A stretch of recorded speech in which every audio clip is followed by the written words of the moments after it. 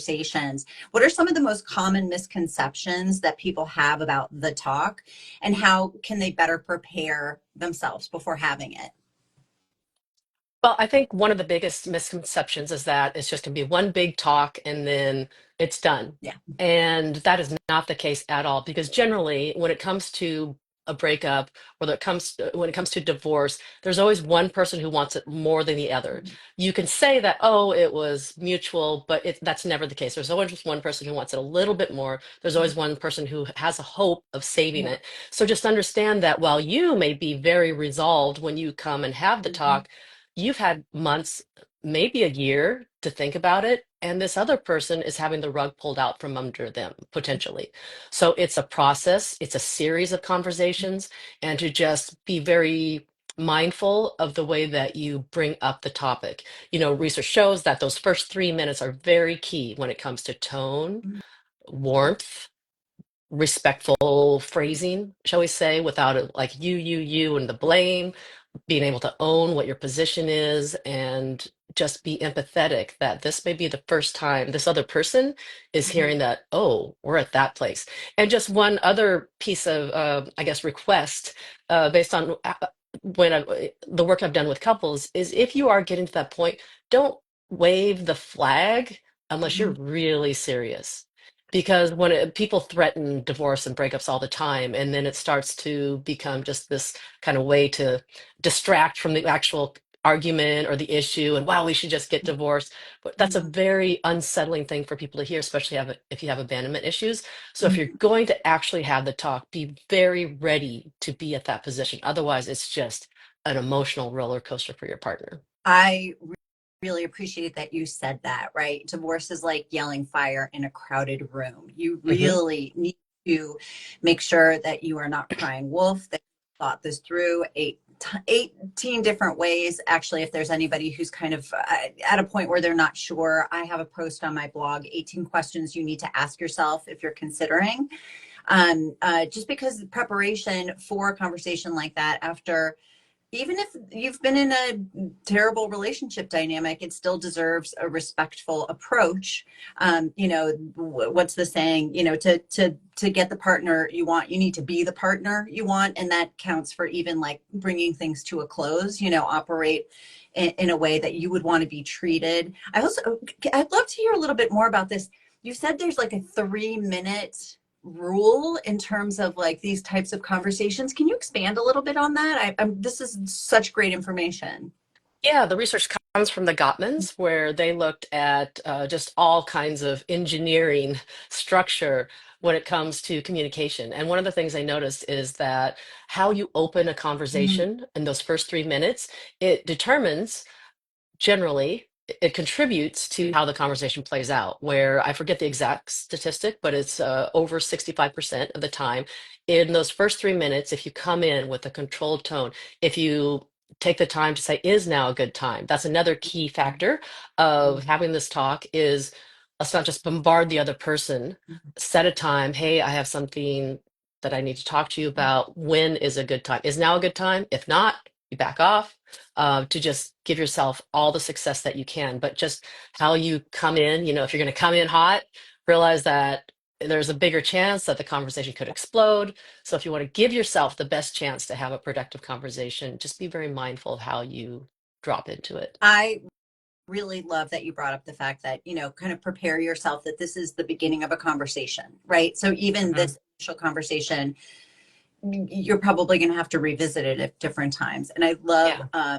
brought up the 3-minute study that was done, that really is kind of the most important time. And it reminds me, for all of our parents out there who are married and maybe dealing with this point in your marriage, kind of treat it the way that you would treat speaking to a child. I'm not trying to insult the other person. What I'm trying to give you kind of guidance on is just the same way you wouldn't like vomit out a lot of information to a toddler all at once about like, okay, now we're going to leave and you have to switch gears really quickly. You have to kind of apply that same thing to this conversation with your spouse, just to understand that you're going to be kind of dropping a bomb, right? And so Yes.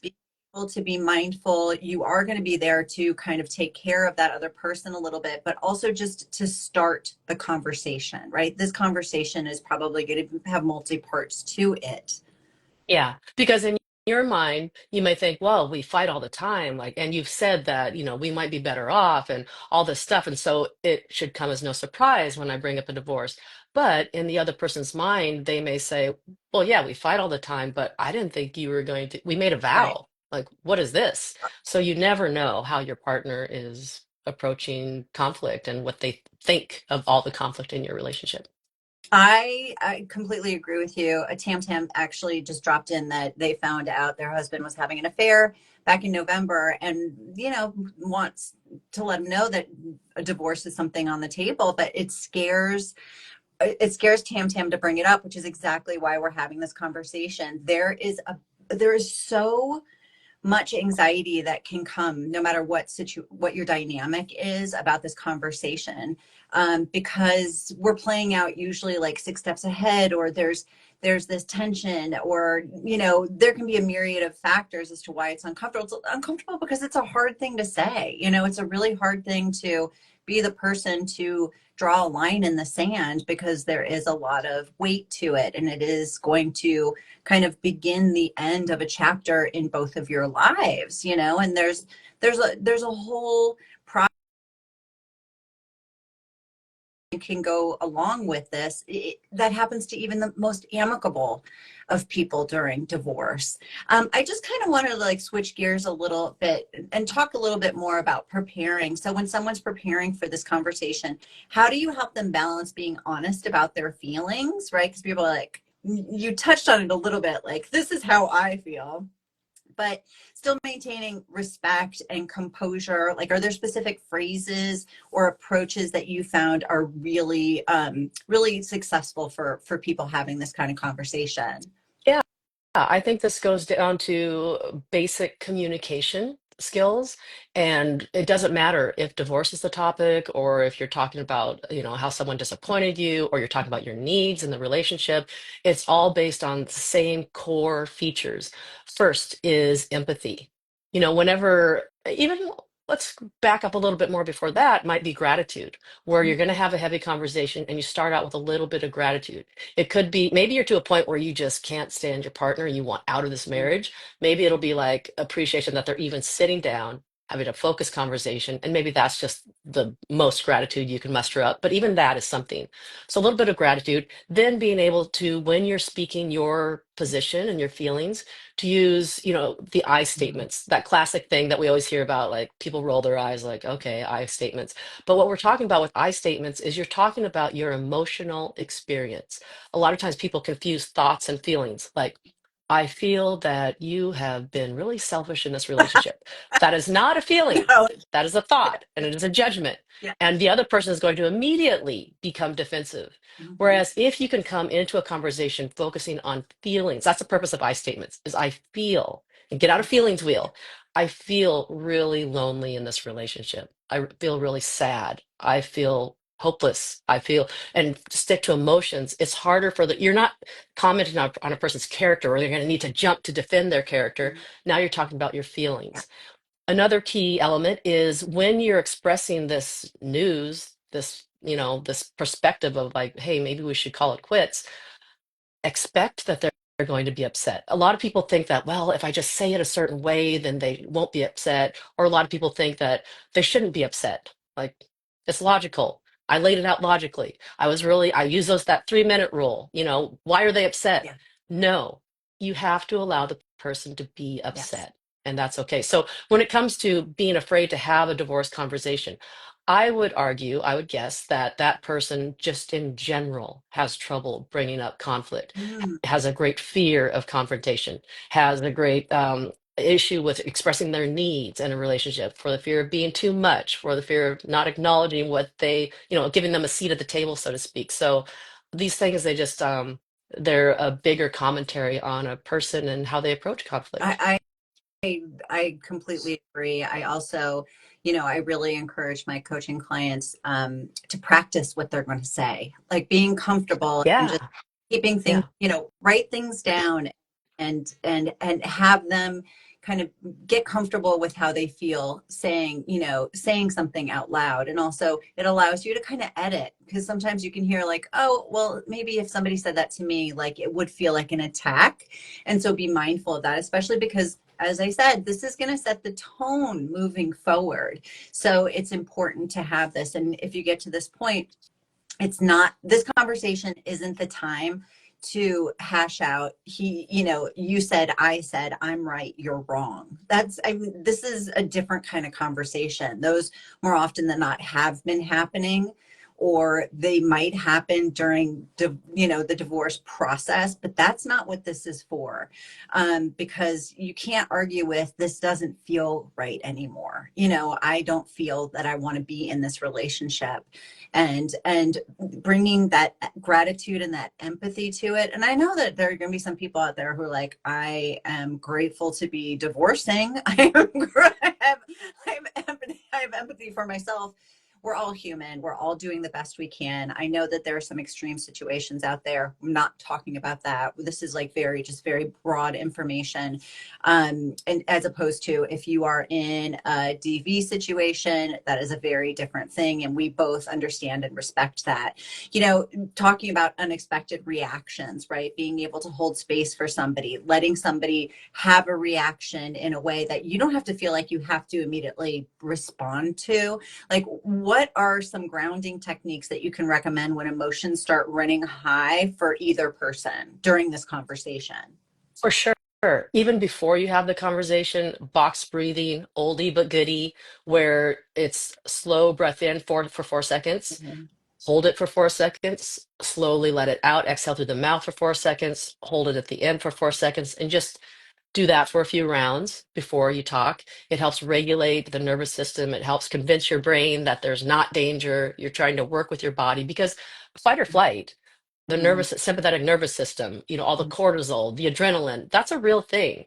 And it tends to limit our executive function, meaning our ability to hear, our ability to speak, think clearly. All that may be triggered if you're having a really difficult conversation and if you fear the other person's response.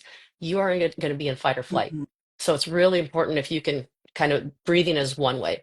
Another way is you can Google this, anyone, progressive muscle relaxation. It's where you go through different parts of the body, just tense it, relax. That can be done in like 20 seconds, a really fast version. There are regulation techniques of like the 5, 4, 3, 2, 1. Pick 5 things in the room you see, call them out. 4 things you can feel, just, touching things. 3 things you can hear, and just going through the 5 senses that way. Just again, and there are different versions of using the senses. Like, what is something you taste right now? It just kind of keeps the mind busy and Mhm. distracted. Again, it's kind of a regulation technique. So. Those are great. I mean, so just the bullet points, like how to prepare for something like this. What we're talking about here is, write down what you're going to say in advance, practice it, make sure it feels comfortable in your mouth. The grounding exercises that Kim just offered. I'm going to be honest, I did the muscle tense and relax as you said it, and I feel pretty good. So thank Yeah, you for you can do it during this conversation. yeah. Those kind of exercises, breathing exercises. So you're taking care of yourself in advance of going into this, right? So that you're in the best position, to have this conversation. And I would also say, just keep in mind, as I said before, treat the other person the way you would want to be treated, right? That should be kind of the headline as you approach this. I'm not talking about, well, I'm angry and I want to make them pay. It's just about that time, about gratitude, about being present, about taking care of yourself by having this conversation in a way that reflects your values, right? And for a lot of people who are going to bring up the divorce subject, just because you're going to get a divorce doesn't mean you're not going to see that person anymore. There are a lot of people out there who have kids, and just because mom and dad, or dad and dad, or mom and mom aren't married anymore doesn't mean you're still not family. You are. The family is just shape shifting. So make sure these conversations are another opportunity to, again, set the tone as this shift happens in your family dynamic.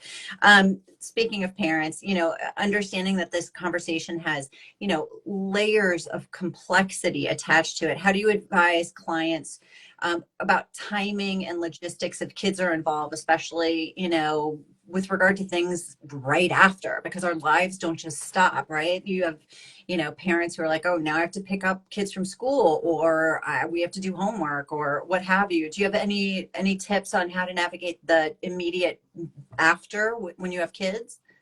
Yeah, when it comes to just having the talk, really focus on just that empathy piece, the emotional piece, them reacting to it, you reacting to it, versus, okay, we had the talk, now we go into logistics. Like, who's going to pick up the kids next week? Where am I going to live?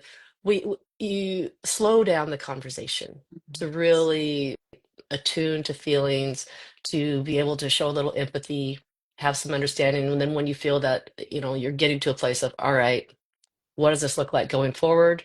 Then once again, you sit down with your partner, figure out, what does this look like? And, I'm not sure if you're asking about when to tell the kids or so, but at the point that it is communicated to the children, then you have a united front versus someone who's just had one conversation about we're breaking up, Mhm. forced into this weird, like this new childcare co-parenting situation, and they're still in shock. And then you're telling the kids, and you want to be a united front when it comes time to, like, here's what life looks like going forward. Uh, So Completely agree with you.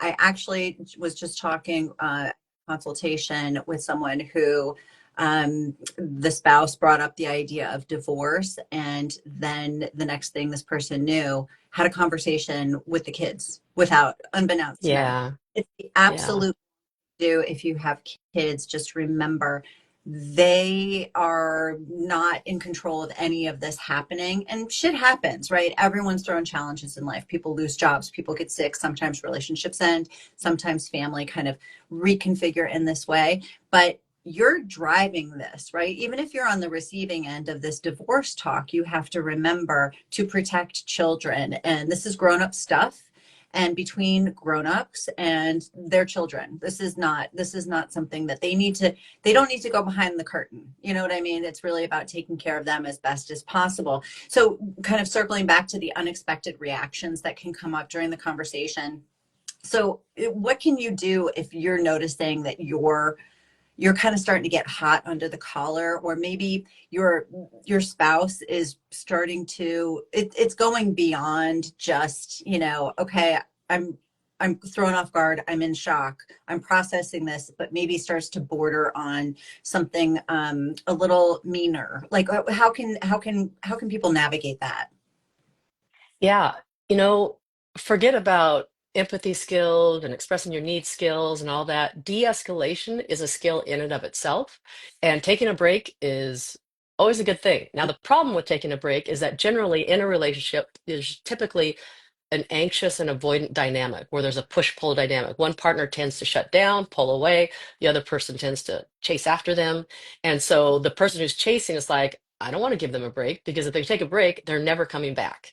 So that has to be navigated. But in general, objectively speaking, taking a break, de escalating is a very good thing to do when things are starting to get heated. You're going towards that place where you're going to say things you Yeah. regret, hit below the belt.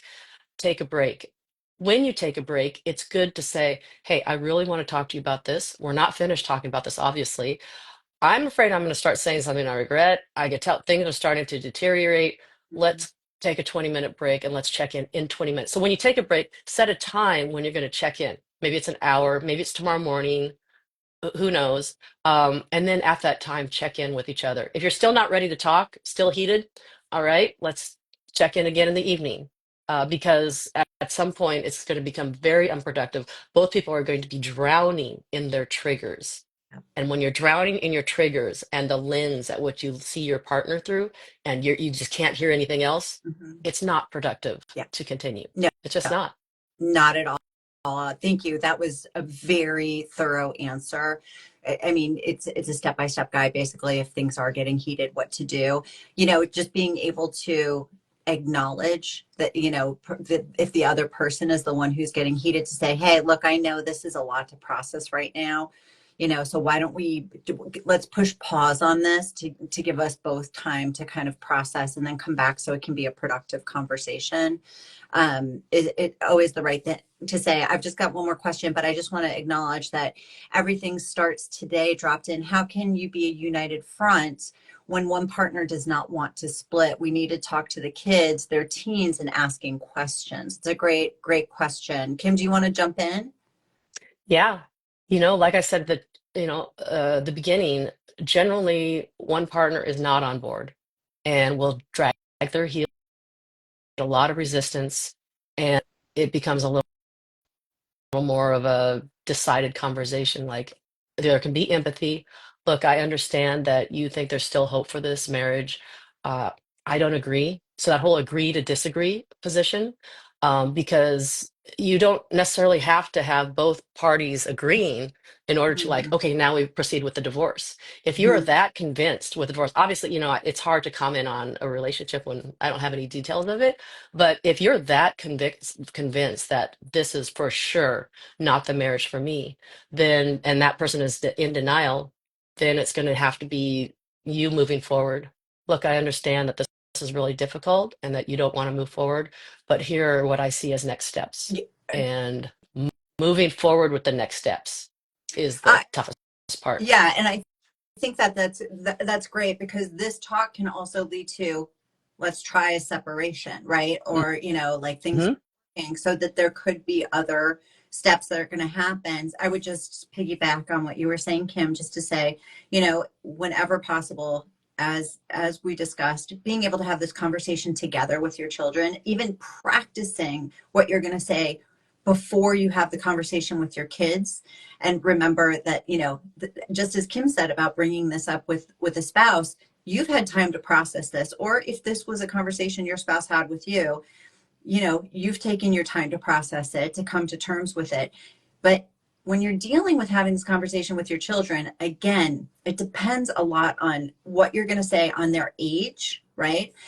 Because developmentally, whether you're talking to elementary school or middle schoolers or high schoolers or college, it's really different.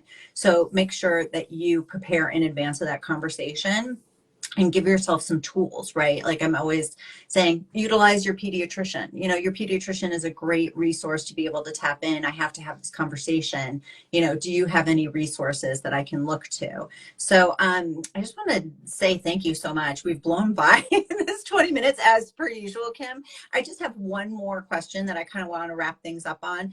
Sure. I hope is for everyone who's joined us today and for those who are listening and watching at later dates.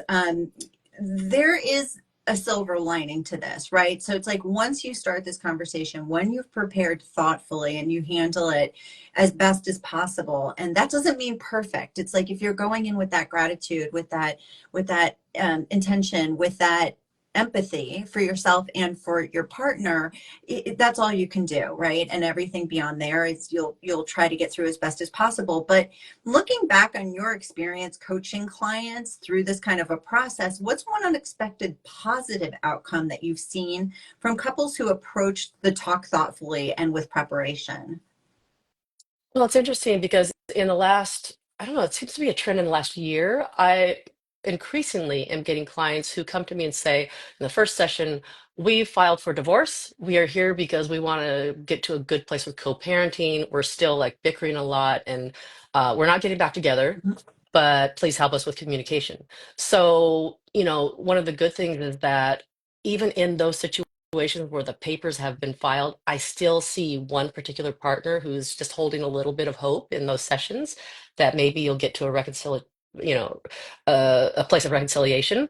But even so, I find that in those talks where, okay, one person finally feels like it's safe, like, okay, I moved out, they feel a little more empowered and more truth comes out. Like, this is actually what I was upset about in the marriage. And for whatever reason, they couldn't bring it up in the marriage. And it's eye-opening to the other partner, like, Mhm. oh, I had no idea. So that's one good thing. Another thing is it forces people into a place of, I should say, it gives people an opportunity to move to a place of accountability Like, okay, I realize now exactly what you were missing. I realize how I actually fell short. Mhm. And so it's a real opportunity to really take inventory of how you showed up in this marriage for either side, whoever's initiating, whoever's receiving it, either side to take inventory of how you showed up in this relationship. Because if there's a lot of unprocessed stuff Mhm. where your triggers took over and your PTSD and whatnot took over, you can break up with this person. To all the people who are initiating divorce, Yeah. you can break up with this person, but if you haven't looked at the process and your triggers and what made you so upset about this person, I'm not saying they're an angel, but whatever you were triggered about in this person, break up with them, but you will recreate that exact same dynamic in your next relationship. Or you will find a new relationship that where, oh, I'm finally with a not abusive person. They're so kind and they're so thoughtful and loving. Now I'm bored. This is all personal work.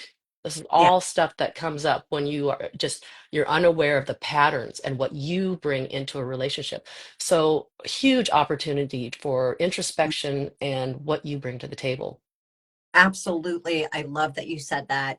And if you haven't been able to be in a place to take accountability, if you haven't been in a place that was open to looking at what your role is, and we all have a role, in these situations, you are going to repeat it. You are going, and if you're pretending it doesn't exist and you're blocking it out, it will bite you in the ass, and it's going to recreate itself so that it forces you. These things come up time and time again. It's like, hello, you still haven't dealt with it. It's coming right back to you.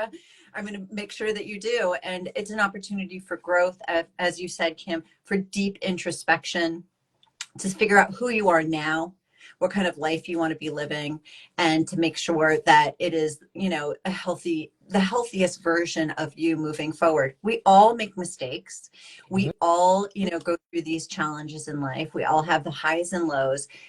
Embracing yourself with kindness as you go through this process, and being able to hold the space for somebody else is really kind of like the most humane thing that you can do for you and them. Kim, thank you so much for having this conversation. I so value your insights and your expertise. Again, Kim Polinder of KP Counseling. I'm Alex Beattie, divorce prep coach. And for those of you who this might have been a first time conversation for you, I love these conversations I have with different professionals all about the divorce process.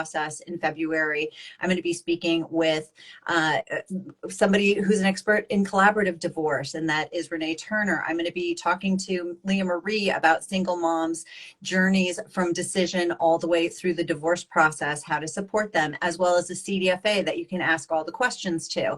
So if you want to be in the know about these, please subscribe to my newsletter, and you're going to find Kim on my website blog. Check it for lots of resources. Kim, thank you again. And Thanks, Alex. I hope I hope that somebody out there that this really made a difference for you today, because that's why we do it. Be well, everybody.